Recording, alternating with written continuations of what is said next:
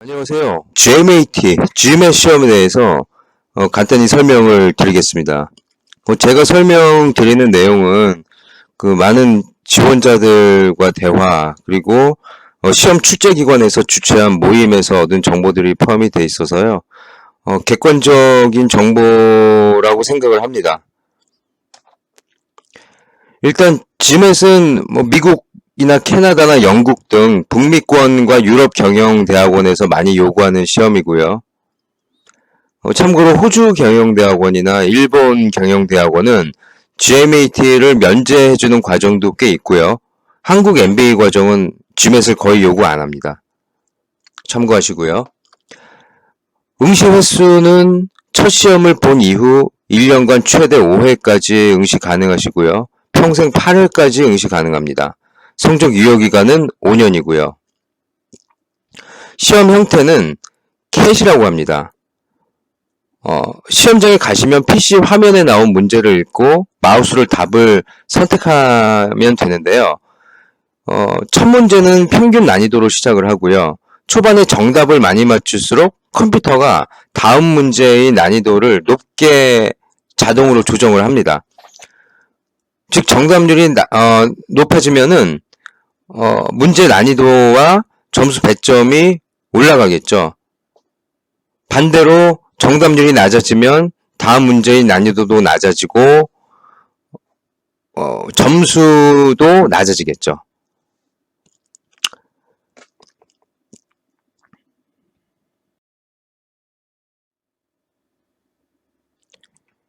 GMAT 시험은 어떤 능력을 평가하는 시험이냐면요. 숫자나 언어 등 여러 가지 분산된 자료를 해석할 수 있는 논리력, 그리고 주어진 자신의 의견을 뒷받침하는 근거를 제시하는 능력, 이 두 가지를 테스트하기 위한 시험이라고 합니다. GMAT 시험은 아와, IR, Math, Verbal 이렇게 네 가지 영역으로 구성이 되어 있는데요. 우리가 보통 얘기하는 GMAT에서 800점 만점에 해당하는 영역은 Math와 Verbal 두 가지 영역입니다. 즉, Math와 Verbal Math 영역에는 Problem Solving과 Data Sufficiency가 있습니다. 이 두 가지 중에서 Data Sufficiency가 좀 더 어렵다는 말씀들을 많이 하시는데요. 질문에 답할 수 있는 자료가 충분한지 여부를 판단하는 능력을 측정하는 시험이거든요. 이게 이제 예를 들어서 실제 경영 환경에서는 다양한 데이터에 근거하여 의사결정을 해야 되는데 그 의사결정을 위한 자료가 충분한지 아니면 더 많은 자료가 필요한지를 판단하는 능력이 있어야 되잖아요. 이런 능력을 측정하는 시험이라고 보시면 돼요.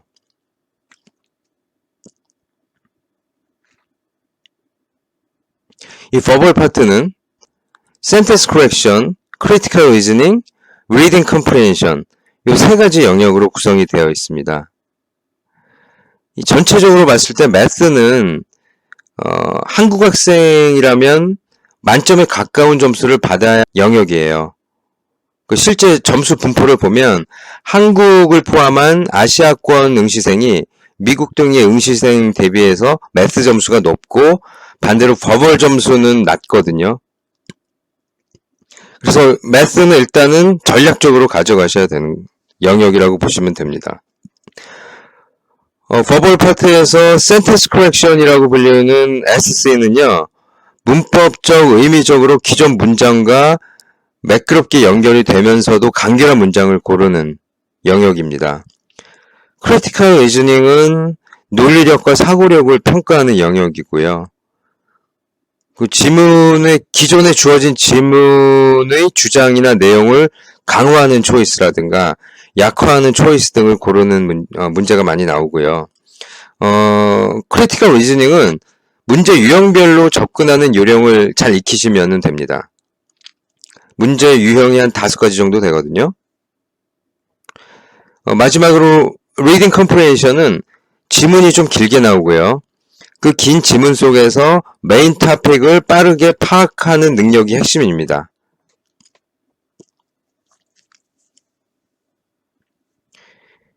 이 verbal 파트는요. 난이도가 높은 문제일수록 그 정답 가까운 초이스가 여러 개 보이실 거예요. 좀 헷갈린다는 거죠, 한마디로. 이럴 때는 맞는 답이라기보다는 더 나은 답을 고르는 훈련을 평소에 좀 하셔야 됩니다.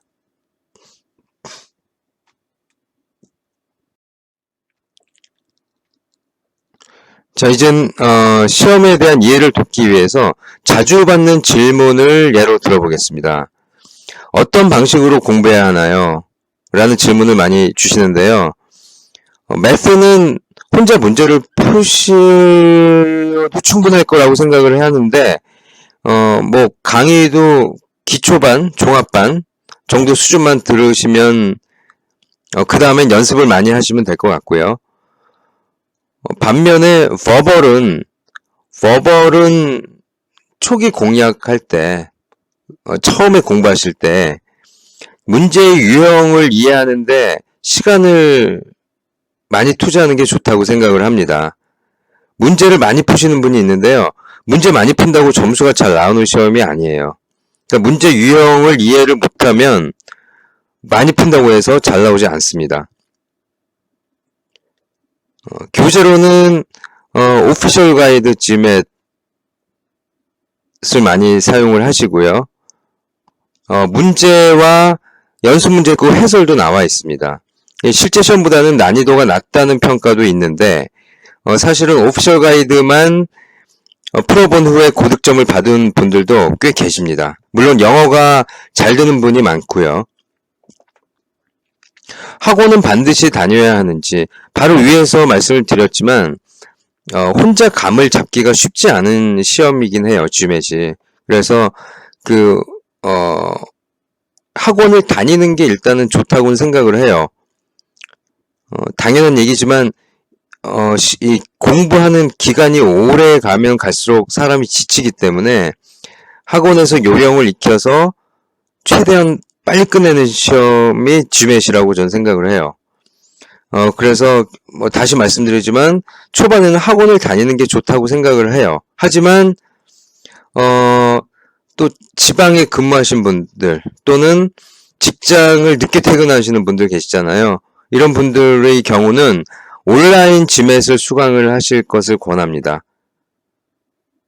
그리고 동시에 관심이 있는 분들을 모아서 스터디 그룹을 짜서 공부를 같이 하시는 게 좋다고 생각을 해요. 혼자 공부하는 게 결코 쉽지가 않습니다. 그리고 학원도 오래 다니실 필요는 없어요. 제 개인적인 생각에는 기초 종합반 한번 들으시고 그 이후에 매스는 혼자 푸시면 되고 버벌은 점수가 나오지 않는 영역에 대해서만 단과 한두 개 정도 듣는 그런 방식으로 하시면은 학원은 더 이상 오래 다닐 필요 없다고 생각을 합니다. 그리고 서두에 말씀드린 것처럼 학원을 다니지 않고 혼자 공부해서 오피셜 가이드를 혼자 풀고 한 달 정도 공부해서 고득점을 받은 분들도 꽤 봤어요. 영어 리딩이 잘 되는 분은 혼자서도 가능합니다. 학원 굳이 다니실 필요는 없어요. 버벌에서 가장 어려운 문제 유형이 뭐냐는 질문에서는 개인마다 답변이 사실 많이 달라요. 하지만 고득점자일수록 SC가 가장 어렵다는 반응이 많습니다. 문법적으로 접근하는 방식만으로는 한계가 있기 때문인데요. 사실 영어를 아주 잘하는 분들은 이 SC와 같은 유형은 오히려 쉽게 풀어요. 왜냐하면 영어 문장이 자연스럽게 읽힐 뿐만 아니라 좀 부적절한 표현이 눈에 쉽게 보이거든요. 그런데 이제 영어가 리딩이 잘 되지 않는 분들의 경우에는 문법 중심으로 문제를 풀다 보니까 그 문법 때문에 망치는 경우가 있는 거예요. 그래서 이 문법 중심으로 문제를 풀기보다는 문장의 이해를 같이 문장의 의미를 같이 이해하는 게 이 센텐스 커렉션의 정답률을 높이는 방법이라고 생각을 합니다. 그래서 지금 화면에 나오는 것처럼 문법 외에도 문장의 의미를 판단을 해석을 잘 하셔야 되고 문법의 팁은 시간이 없을 때 활용을 하세요. 시간이 얼마 안 남았는데 두 개 초이스가 아리까리하다 할 때 문법을 가지고 찍는다든가, 아니면 시간이 없는데 처음에 5개 초이스 중에 먼저 아닌 거, 오답을 걸러내야 할 때 문법 팁을 사용하는 거는 괜찮을 것 같아요. 하지만 시간이 충분히 남아있는 상태에서 특히 초반에 정답률을 높여야 고득점이 나오는 현실에서는 문법 팁만 가지고 접근하는 건 위험하다고 생각을 하고요. 정답률을 높이려면 의미에 대한 해석도 중요합니다. 그래서 평소에 해석 연습을 많이 하시길 바랍니다. 시간이 부족할 경우 끝까지 찍는 게 유리한가? 이 부분에 대해서도 의견이 조금씩 다르긴 해요.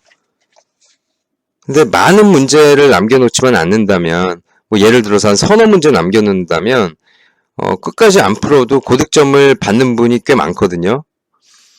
그래서 더 중요한 건 뭐냐면, 초반에 10에서 15문제의 정답률을 높이는 게 더 중요해요, 사실은. 그래서 시간이 이제 부족한 경우는 뭐냐면, 처음에 정답률을 초반에 높이기 위해서 너무 많은 시간을 들이다가 마지막에 10문제 이렇게 많이 남겨놓는 분이 계실 때 이게 문제거든요.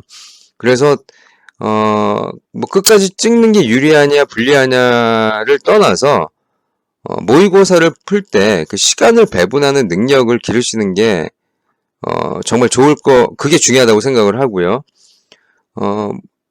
시간 배분 연습을 하실 때는 시험 초반에 상대적으로 많은 시간을 할애를 하시되 너무 많이 할애를 하면 또 안 되니까 그런 조절하는 연습을 하시는 게 좋다고 보고요. 그다음 GRE와 비교해서 장단점을 설명해 달라는 질문도 굉장히 많이 주세요. 상담을 하다 보면은 처음에는 경영대학원을 고려하다가 과정으로 방향을 트는 분도 사실 굉장히 많아요. 예를 들면 여기 나와 있는 것처럼 데이터 사이언스, 컴퓨터 사이언스, 주리스 닥터, 로스쿨이죠. 와 같은 과정을 지원을 할 때는 GRE가 옵션이 훨씬 넓어요. GMAT은 경영대학원만 지원할 수 있는 거고, GRE는 경영대학원 이외에 다른 과에서도 대부분 지원 가능하거든요. 이 경우는 재작년까지만 해도 LSAT이라는 시험만 받았었는데, 최근 들어서 GRE를 거의 대부분의 명문 법학대학원 로스쿨이 받아주기 시작을 했습니다. 그래서 GRE 가장 큰 장점은 선택지가 다양하다라고 말씀을 드릴 수가 있겠고요. GMAT은 장점이 문제 유형 파악을 쉽게 하는 분들이 계세요. 이런 분들의 경우는 시험을 단기간에 고득점을 받을 수 있는 확률이 높다는 겁니다. 물론 반대로 문제 유형 이해에 어려워하시는 분들은 문제를 많이 풀거나 오랜 기간 공부한다고 해도 원하는 점수를 못 받는 경우도 이게 GMAT 시험입니다. 실제로 시험 평가기관에서 보여준 점수대별 변동상 자료를 봤는데요. 초반 대비해서 시험 점수가 많이 오른 응시자가 그렇게 많지는 않았어요. 예를 들어서 초반에 550을 받았는데 첫 시험에서 두 번째, 세 번째, 네 번째, 다섯 번째 시험을 봐도 점수가 700까지 오르고 이런 케이스가 많지는 않았다는 거죠. 근데 사실 현실적으로 첫 시험은 망칠 수가 있어요. 왜냐하면 시험 환경에 대해서도 익숙하지 않기 때문에 첫 시험은 제가 볼 때는 그 결과에 대해서는 연연하지 않아도 생각을 해요. 예를 들어서 모의고사 때 650이 나왔는데 첫 시험에서 480이 나왔다. 이런 분들 상당히 많거든요. 처음에 멘붕에 빠지는 거예요. 그래서 제가 처음에 말씀을 드려요. 첫 시험에서는 어떤 점수가 나오든 간에 신경 쓰지 마라. 점수가 낮게 나와도 그냥 그 다음 시험 준비하면 된다 이렇게 말씀을 드리는 이유가 첫 시험은 망칠 경우가 상당히 있거든요. 근데 두 번째나 세 번째 가서도 점수가 낮게 나온다라고 하면은 사실 그 이후에 점수가 확 올라가는 분들은 많이 보진 못했어요. 예, 여기 그 화면에 나오는 것처럼 공부기간 시험 횟수와 점수 상승 간의 상관관계가 그렇게 유의미하게 나타나지는 않았다. 그리고 GRE는 시험을 볼수록 점수가 오르는 경향이 있어요. 이 한국형 시험이라고 제가 얘기를 하는데 많은 분들이 시험을 보면 볼수록 조금씩이라도 점수가 오르는다고 많이 말씀을 하시더라고요. 다만 공부할 때 외워야 할 단어가 굉장히 많아요. 굉장히 괴로워하시는 분들 많아요. 특히 암기 같은 거 싫어하는 분들 있잖아요. 그런 분들은 지맷 하시는 게 낫죠. 지맷도 단어를 어느 정도는 암기를 해야 되는데 GRE만큼은 아니에요. 다음으로 또 질문을 주시는 게 경영대학원은 GRE보다는 지맷을 선호하지 않냐라는 질문인데요. 그 미국 경영대학원의 경우 어드미션 리퀘어먼트를 한번 보세요. 대개는 GRE 또는 GMAT을 제출하라고 명시되어 있는 것이 많습니다. 그러니까 학교에서 두 시험에 대해서 차별 없이 입학사정을 하겠다는 거고요. 따라서 학교를 믿으시면 됩니다. 실제로 그 MBA 등 경영대학원에서 GRE로 합격하는 사례가 많이 늘었어요. 특히 최근에 인기가 높은 비즈니스 애널리틱스는 석사학위는 그 명문대의 경우 합격자 점수 평균에 GRE 퀀트 평균 점수를 올려놓는 경우도 꽤 보이고요. 컬럼비아의 MS 비즈니스 애널리틱스 석사는 GRE만 받기도 합니다. GMAT은 안 받아요. 결론은 뭐냐면 경영대학원만 놓고 본다면 GMAT이나 GRE에 대해서 별 차이 없다. 예, 그 두 시험 중에 높게 나오는 점수를 제출을 하시면 됩니다. 아와는 어떻게 접근하냐라는 질문도 많이 주시는데요. 아와는 주어진 질문에 대해서 자신의 의견을 그냥 타이핑하시면 돼요. 점수가 어떻게 결정되냐면 응시자의 의견이 논리적인지 뒷받침하는 근거가 타당한지에 따라서 점수가 결정이 됩니다. 채점은 기계가 한 번, 사람이 한 번 하는데요. 내용이 창의적이고 훌륭하지만 기계가 인지하지 못하는 경우가 있겠죠. 반면에 사람은 높은 점수를 줄 수도 있겠죠. 이렇게 기계와 사람 간의 점수차가 큰 경우에는 그 제3자가 다시 채점을 하고 그 3자의 채점 결과가 최종 점수가 된다고 합니다. 이제 아와에서 주의할 점은 분량인데요. 글이 너무 짧으면 기계가 점수를 낮게 줄 수 있고요. 너무 길면 사람이 점수를 낮게 줄 수 있습니다. 따라서 적절한 길이 그리고 효과적인 내용 전달이 아와 고득점의 방법입니다. 따라서 영어 타이핑도 평소에 연습을 좀 하시기 바랍니다.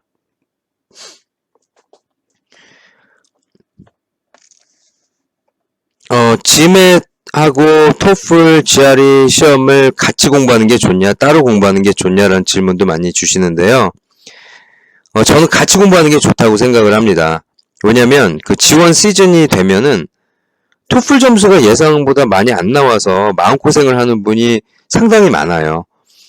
그리고 사실 GRE나 GMAT은 평균 점수란 게 있긴 하지만 사실 미니멈이라는 거 없거든요. 그런데 토플이나 뭐 토플 또는 뭐 토플 대신 낼 수 있는 IELTS 같은 시험들은 미니멈이 정해져 있어요. 명문대일수록 그 미니멈을 못 넘기면은 넘기냐 못 넘기냐 여기에 대해서 굉장히 까다롭게 보거든요. 저는 토플이나 IELTS 같은 영어 시험을 병행하실 것을 권합니다. 다만 GMAT이나 GRE를 공부하시다 보면은 토플의 그 리딩 컴프레hension은 어렵지 않게 괜찮은 점수를 받으실 수 있어요. 따라서 그 토플은 그 리스닝과 스피킹만 준비를 하세요. 출퇴근하는 길에 이어폰 꽂고 다니면 되겠죠. 그리고 이제 참고로 또 하나 말씀드리고 싶은 거는 그 점수가 어느 정도 범위 내에서 뭐 예를 들면은 뭐 GMAT 평균이 어떤 MBA 과정이 730인데 내가 700 한 10점을 받았다. 그럼 지원하는데 불리한 거 없냐라고 이제 물어보시는 분이 계세요. GMAT에서는 그 시험 출제 기관인 GMAT에서는 측정 표준 오차가 존재하기 때문에 20점 정도 범위 내에서는 응시자 간의 능력 차이가 없는 것으로 본다고 합니다. 실제로 GMAT이 경영대학원 방문 시에 강조하는 부분이라고 하고요. 따라서 경력이나 학점이나 다른 요소들이 경쟁력이 있다고 생각을 하신다면 합격 평균보다 조금 점수가 낮아도 지원해 볼만하다라고 생각을 합니다. 뭐 실제로도 점수가 조금 부족해도 탑 MBA나 뭐 부동산 석사, MRED 등에 합격한 분이 계시거든요. 다만 저런 건 있어요. 그 MBA 경우, 특히 MBA 경우는 GMAT 평균 점수가 US 뉴스 랭킹 그 학교 순위를 사정하는 그 팩터에 포함이 되기 때문에 GMAT 점수에 좀 더 민감한 부분이 있어요. MBA 과정이. 그건 좀 참고를 해주시고. 그리고 최근 들어서 코로나가 발생하면서 시작이 된 건데 시험을 면제해주는 석사 과정도 늘고 있어요. GR이나 GMAT 시험을. 이 관련 정보는 제 블로그에 나와 있으니까 참조하시고요. 이것으로 이제 GMAT, GRE 동영상을 마치겠습니다. 앞으로도 질문 많이 올려주세요. 유학이든 커리어든 알면 할수록 모르는 게 많은 것 같고요. 특히 채용 시장 변화가 이게 점점 빨라지면서 관련 인재를 양성하기 위한 학위 과정이 신설도 많이 되고 기존 학위 과정의 커리큘럼도 빠르게 변하고 있거든요. 그러니까 여러분이 질문을 주셔야 저도 답변을 드리려면 공부를 하게 되고 그래서 저한테도 많은 도움이 되는 것 같습니다. GMAT이나 GRE 시험이 어떤 게 나은지 나한테 맞는지 궁금하시잖아요. 이 사이트들 링크 들어가시면 무료 테스트가 있습니다. 회원 가입은 아마 하셔야 될 텐데 mba.com 가시면 GMAT 무료 테스트가 있고 ETS 가시면 GRE 무료 테스트가 있습니다.